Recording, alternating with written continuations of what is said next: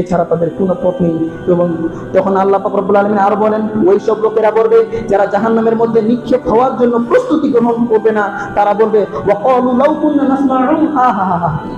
সেই দিন যদি আমরা তাদের কথাগুলো শুনে নিতাম, আলেমুল আমাদের কথাগুলো শুনে নিতাম, ওয়াকালু লাউ কুননা নাসমাউ, যদি আমরা তাদের কথা শুনতাম, আও নাআকিলু, আর যদি বিবেক বুদ্ধিতে একটু প্রয়োগ করতাম, একটু যদি চিন্তা ভাবনা করে নিতাম, মা কুননা ফি আসহাবিস সাঈর, তাহলে আজকে এই কঠিন জাহান্নামের আযাবে আজকে আমাদেরকে আসতে হতো না। আমি কতই না ভুল করেছি, আমি মহাপাপে জড়িত হয়ে গেছি, একটু যদি চিন্তা ভাবনা করতাম তাহলে এই কঠিন জাহান্নামের আযাবে আজকে আমাদেরকে আসতে হতো না। খুব আফসোস করে বলবে, অতএব সময় থাকতেই পরিবর্তন হয়ে যান। এখনো সময় আছে, আল্লাহর দিকে ফিরে আসুন। এখনো সময় আছে, মহান আল্লাহ পাক রব্বুল আলামিনের দিকে ফিরে আসুন। এখনো সময় আছে, নিজের রবের ডাকে সারা দিন। যখন সময় ফুরিয়ে যাবে আর সময় পাবেন না, সম্মানিত উপস্থিতি, সেই দিন একটা এমন ভয়ঙ্কর দিন হবে, সেই দিন যদি আপনার জীবনের একটা ভুল ধরা পড়ে, সেই ভুল সংশোধন করার কোনো পথ থাকবে না। অতএব এখন থেকেই সংশোধন হতে হবে। যেরকম ধনুক থেকে একবার তীর ছুঁড়ে মেরে দিলে সেই তীরকে আর থামানো সম্ভব না, সেরকম সেই দিন আপনার জীবনের একটা ভুল ধরা পড়লে সেই ভুল আর সংশোধন করাও সম্ভব না। অতএব এখন থেকেই সতর্ক হন, এখন থেকেই সচেতন হন।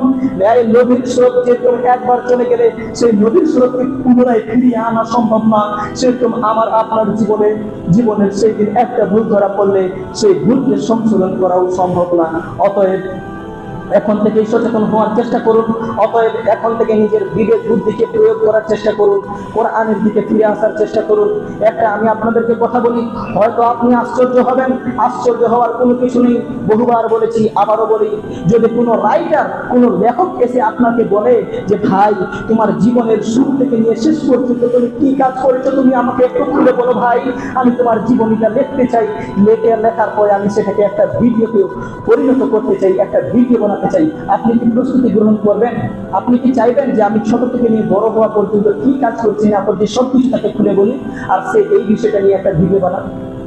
আপনি কি কখনো প্রস্তুতি গ্রহণ করবেন? আপনি কখনো প্রস্তুতি গ্রহণ করবেন না। কারণ আপনি জানেন কোথায় আপনি কার জমির আইন মেরে খেয়েছেন, কোথায় আপনি কার টাকা মেরে খেয়েছেন।